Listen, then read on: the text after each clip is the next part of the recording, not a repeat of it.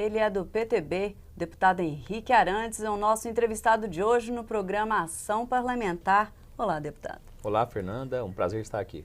Que bom recebê-lo mais uma vez. Deputado, hoje nós vamos falar a respeito de alguns projetos encaminhados pelo senhor e principalmente um sancionado pela Governadoria do Estado, pelo governador do Estado de Goiás, Marconi Perillo, que foi para afixar, obrigando os postos de gasolina a fixar uma informação para o consumidor que fala a respeito do litro de etanol e de gasolina, o que compensaria mais, né, você abastecer. Como é que foi esse processo de analisar essa necessidade do consumidor? A verdade é que se a diferença do preço da gasolina por etanol for até 30%, no caso do etanol mais barato, compensa você abastecer um carro flex a gasolina. Agora, se a diferença for acima disto, 38, 40, 40 e poucos por cento ou 50% até mais, vale a pena o carro flex abastecer no etanol. O etanol ele tem uma combustão mais forte, então ele é menos econômico. E a gasolina, o carro, se o carro flex fizesse 6 por litro no etanol, faria 10 com a gasolina, seria mais ou menos essa conta. Então chega-se nessa matemática para saber qual que vale mais a pena, etanol ou gasolina. E os postos não colocam a diferença, né? Fica na cabeça do consumidor e muitos consumidores nem sabem que tem até um percentual que vale a pena e se passar dele não vale mais a pena. Então as pessoas geralmente pensam, eu vou sempre abastecer no etanol porque é mais barato. E às vezes a gasolina está um preço mais próximo e ela vale mais a pena para ele. Então, para poder facilitar a vida do consumidor que tem carro flex, elaboramos esse projeto para poder o posto colocar a diferença do etanol para a gasolina que é de 35%. Aí ele pensa, no 35% acho que pode valer a pena. Se for 58%, aí já não vale a pena. Então ele já pensa e toma a decisão de acordo com a diferença do preço ali. E ninguém vai ter uma calculadora para fazer uma regra de 3 ali na hora, né, e chegar no resultado. Então acaba que ou a pessoa é muito boa com matemática, ou trabalha com isso a vida toda, bate o olho assim e sabe no olho onde que vale a pena. E com essas diferenças de valores nos postos de gasolina, né, deputado? É bom ter já essa... Exato. Ainda mais agora, né, que os postos em Goiânia tomaram uma decisão estranha, sem ter aumento em distribuidora, sem ter aumento de impostos, né? Aumentaram indicando aí uma formação de cartel, tanto que a justiça mandou os postos voltarem ao preço antigo, né? Não houve nenhum tipo de mudança no mercado para eles poderem aumentar, e eles aumentaram, né, da forma como eles queriam. Então, de alguma forma, esse projeto agora, já em lei, ele vai poder demonstrar ali, vai estar fixado na bomba ou lá dentro? Tem que ser num lugar visível no posto. Uhum. Aí pode não ser foi na bomba, pode ser... o local exato. Não, mas tem que ser em um lugar visível no posto de gasolina. Não precisa ser na bomba, mas às vezes onde está o preço, naquele painel de preço. Aí o posto fica a critério. Pode ser na bomba, pode ser no meio do posto, no painel de preço, onde ele achar mais pertinente, mas não pode ser escondido. E o posto que descumprir essa lei, pelo que está previsto no projeto, ele vai pagar de acordo com o Código do Consumidor e o revertido em multa vai para o Fundo de Defesa do Consumidor. Então, o que o posto descumprir vai pagar e o dinheiro vai para ser fiscalizado ainda mais aquele posto e os outros estabelecimentos comerciais que porventura descumpram a lei do consumidor. Deputado, no projeto também, o senhor delimitou essa questão. Se por acaso o cliente chegar e não estiver fixado, ele pode perguntar e ele então deve ter a resposta com relação a essa informação com o próprio frentista, no caso? Na verdade, o posto tem que afixar. Se ele não afixar, ele já vai cumprir na verdade, vai descumprir a lei. E ele pode pagar a multa e o dinheiro ser revertido. Mas se o consumidor perguntar para o frentista vai ter que ser orientado a saber, né, para poder esclarecer, para que ele tome a decisão correta. E as pessoas podem nos perguntar, mas a fiscalização disso é difícil, né? Difícil é. Nós temos uma série de leis no Brasil que acaba que elas não são bem fiscalizadas e acaba que as pessoas fazem da forma como querem. Mas nós temos que tentar cercar de todo jeito para fazer com que essa farra do boi acabe, que o consumidor tenha o seu direito cumprido, que o idoso tenha o seu direito cumprido, que todos tenham o seu direito exercido na plenitude. Então é um ferramenta de legislação que achamos interessante para poder ajudar a dar mais instrumento de legalidade, de esclarecimento para o consumidor. Deputado, vale lembrar que o próprio cidadão, ele é o fiscalizador não é? Exatamente. Enquanto consumidor, ele deve se atentar a esse tipo de fato. Exatamente. E auxilia também os legisladores aqui, né, no Claro. caso vocês, porque é um fiscal direto, né? Claro, é o fiscal direto e isso é difícil fazer cumprir. Eu lembro uma vez quando eu era adolescente, eu fui comprar um todinho do posto de gasolina. E aí tinha um preço nele e um preço na gôndola, falando quanto ele... E tinha uma diferença de 5 ou 10 centavos. Eu já tinha ciência da lei. Eu com 16 anos, 15 anos, eu sabia que você escolhe o preço quando tem 2 preços no produto. E eu fui no caixa pagar, o caixa, não, é o mais caro. Eu falei, não, não é não, a lei diz isso. Aí o caixa se assustou, e aí ele ficou intimidado e aceitou meu pagamento. Ele falou, não, dessa vez não, senhor, a lei é clara. Aí ele ficou intimidado. Agora, se a pessoa não tem orientação e não impõe o seu direito no momento, eu não falo nem em arrogância, nem em prepotência, nem em humilhar ninguém, eu falo em impor o seu direito, é diferente. E se a pessoa não tem essa orientação, acaba que ela vai ser ali por várias e várias vezes tolhida, né? Então a gente tem que buscar sempre orientar as pessoas e criar esses instrumentos para que facilite isso. Destacando que o brasileiro tem um grande apoio, que é ter exatamente essa ideia do consumidor, que foi feito todo um trabalho pelos legisladores, buscando aí essa defesa do consumidor em todo o Brasil, no caso. Exato, é um código amplo, se você pegar para ler o Código do Consumidor, ele é muito grande, é uma série de leis e acaba que isso na federal, né? Sem contar as regulamentações estaduais entre esta que virou lei recentemente. Então, acho que é importante todo mundo ter ciência do seu direito para poder, inclusive, saber o nosso limite, né? A gente, às vezes, pensa uma coisa e não é bem assim. Direitos e deveres, né? A gente sempre fala em direito, mas eu acho que o dever é tão importante quanto o direito. Segue junto. Tá certo, deputado. A gente volta daqui a pouquinho, conversando um pouco mais com o deputado Henrique Arantes, do PTB. Ele que hoje é o nosso convidado no programa Ação Parlamentar. Em instantes.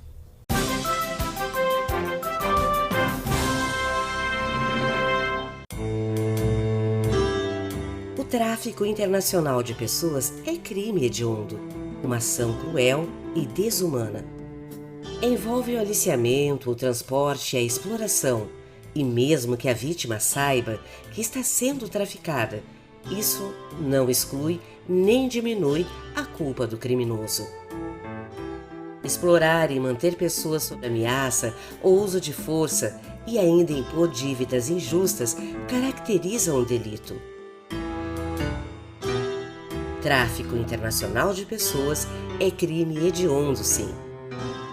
Superior Tribunal de Justiça, o Tribunal da Cidadania. Para chegar até o Superior Tribunal de Justiça, um processo em papel leva cerca de 7 meses. Com a virtualização, os processos podem ser enviados eletronicamente em apenas alguns segundos. O que antes levava meses e muito papel, agora está a um clique. Virtualização de processos, porque ter acesso fácil e rápido à justiça é um direito seu.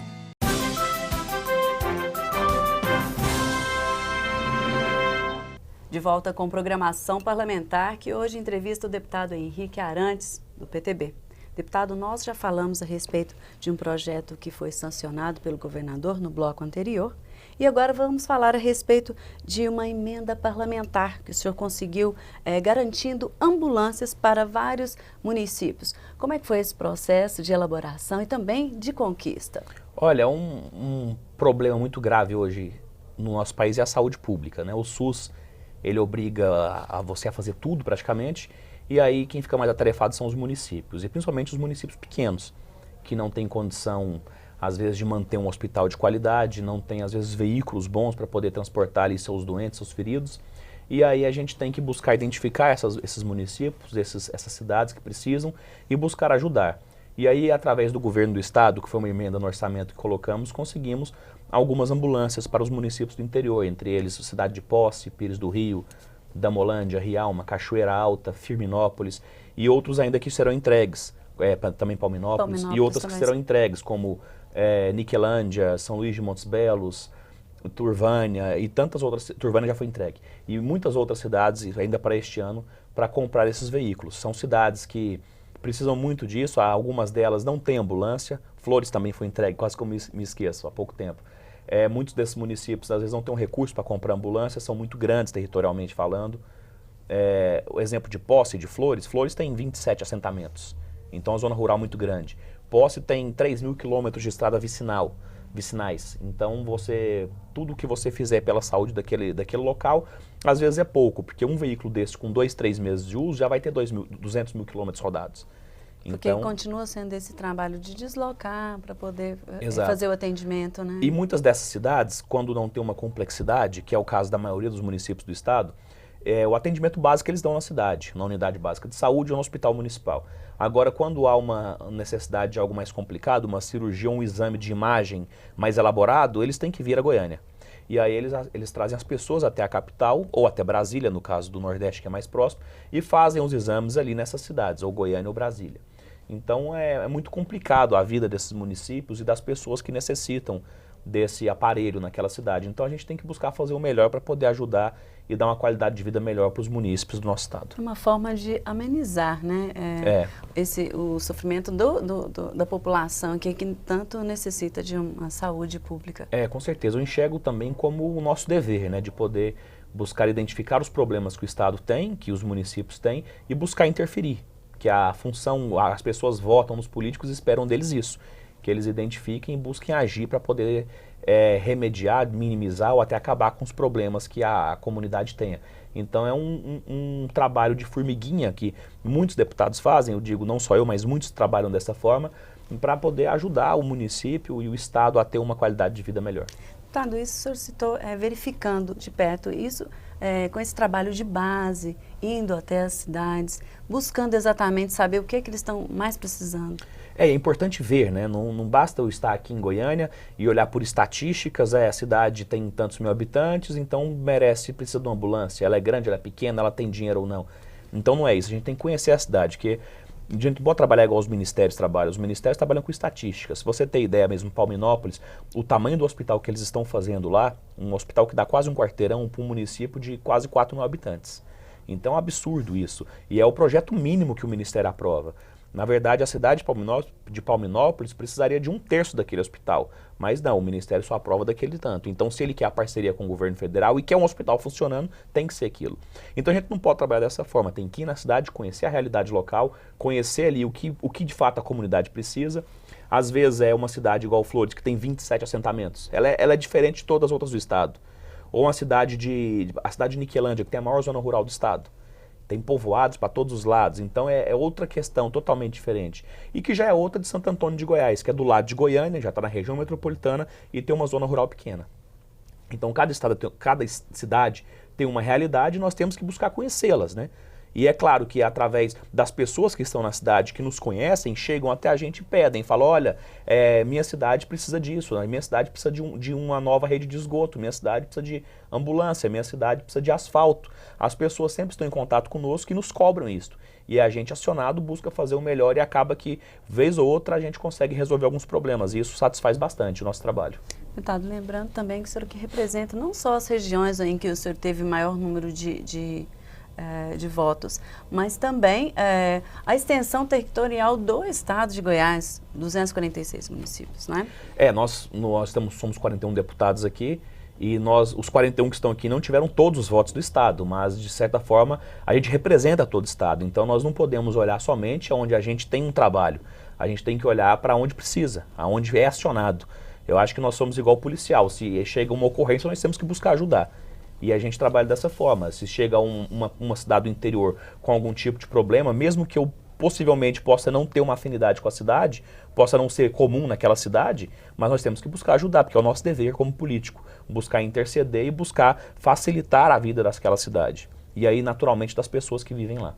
Deputado, agora um outro assunto. A respeito do projeto de iniciativa popular que o senhor chegou a apresentar, com relação, como é que foi essa ideia de deixar na internet uma forma com que o cidadão possa entrar e ali demonstrar, fazer a iniciativa, apresentar um projeto, não é? Que Sim. tem aí o percentual hoje usando papel, não é isso que você estava falando? Fernanda, na verdade é para evitar burocracia.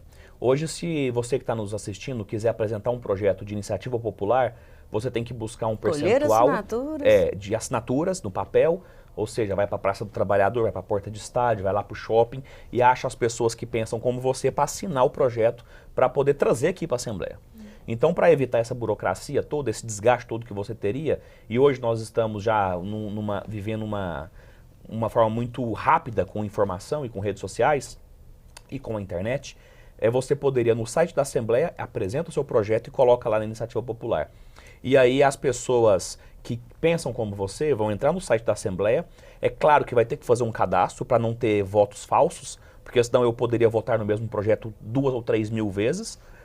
Um por CPF. Identificação, né? Por CPF. Isso, um voto por CPF. Ou que com o próprio título de eleitor também, né? Exatamente. E aí faz a votação no projeto, a assinatura, de certa forma, e atingindo o que a lei federal exige, que é o percentual de assinaturas, ele é apresentado. Mas vai poupar, no caso, sol quente, vai poupar desgaste, vai poupar toda aquela canseira de correr atrás com papel na rua para pegar a assinatura, e a sua articulação, que é o autor do projeto, vai ser através de rede social, de internet, da rede de computadores dentro de casa ou através de algum escritório. Vai ser muito mais fácil, muito mais ágil e vai dar mais celeridade para o projeto. Aí, no caso, seria avaliado, assim que tivesse esse número de assinaturas, seria avaliado dando toda a sequência aqui dos trâmites legais aqui Isso, na casa. não quer dizer que o projeto que atingiu o percentual de assinaturas é aprovado e imediatamente vira lei. Se ele for inconstitucional, ele não passa. Não adianta eu fazer um projeto obrigando o governo a construir um estádio na Praça Cívica, por exemplo. Isso é uma coisa absurda, uma coisa maluca, mas supondo que um projeto desse adquira aí 10% de assinaturas, ele é apresentado, vai para a Comissão de Justiça e naturalmente ele vai morrer na Comissão de Justiça. Então o projeto ele vai ter a tramitação normal, como se tivesse sido apresentado por algum deputado.